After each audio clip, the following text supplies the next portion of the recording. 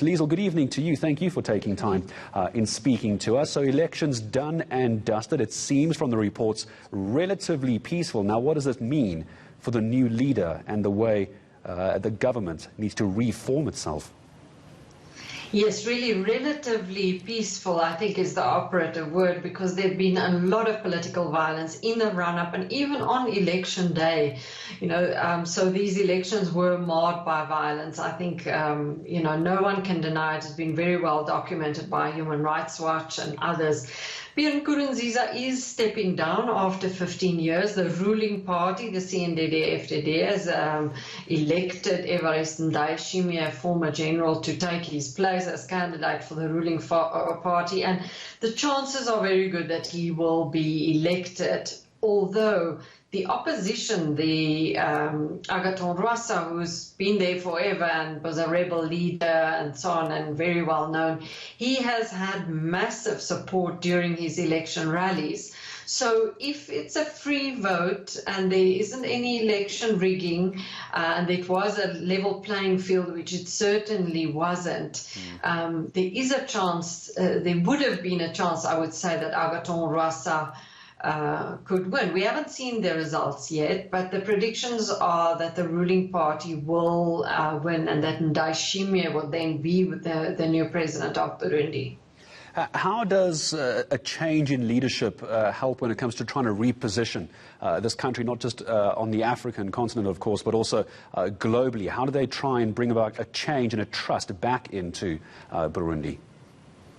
Yes, I think it is a new opportunity, and we've seen in other elections across the continent where you have the same party and, the right-hand man, like we've seen in Angola and so on, taking over, saying that they'll follow the same policies. And then in the end, it could be that Ndayishimiye is his own man, and what is needed is for the economy to be rebuilt, for human rights abuses to stop, for there to be more democracy and investments are attracted to Burundi, and to sort of renew relations with the rest of the international community, because Burundi since 2015 really has been at loggerheads with definitely the EU, the UN and even the African Union. So there's a lot that needs to be done if Burundi wants to turn over a new leaf and, for these elections to really be a new beginning. You almost can't talk about Burundi, Liesl, without bringing in the very well-known area of the Great Lakes region and the way the world watches very closely what happens geopolitically in that area. How do you think this election, the way it's been run, its potential outcome is going to change the image for Burundis around the world? Yeah, I mean, really, also the fact that these elections, Gareth, are taking place during COVID-19, and there have been a lot of criticism because people really haven't been protected enough. They were at big election rallies without masks, without protection, no social distancing, in an era where, most other African countries are respecting all the indications and regulations that the World Health Organization, even the African Union, has advised. So for the image of Burundi, I don't think, these elections really don't portray a very good image of the country, although, as I say, if the new leader then can step in, do things differently.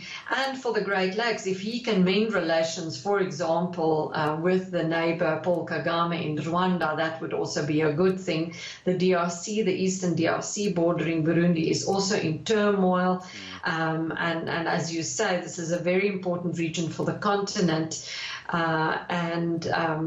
It's very difficult to say at this point what is going to happen, but what should happen is for better relations. I mean, there are hundreds of thousands of Burundians still in exile that have fled the country to neighboring countries like Tanzania, and for these relations to be renewed and restored, you would need a new leader that reaches out to his neighbors in the region, actually. Always a pleasure. Senior researcher from the Institute for Security Studies, the ISS. Liesl Louw-Vaudran, thank you as always.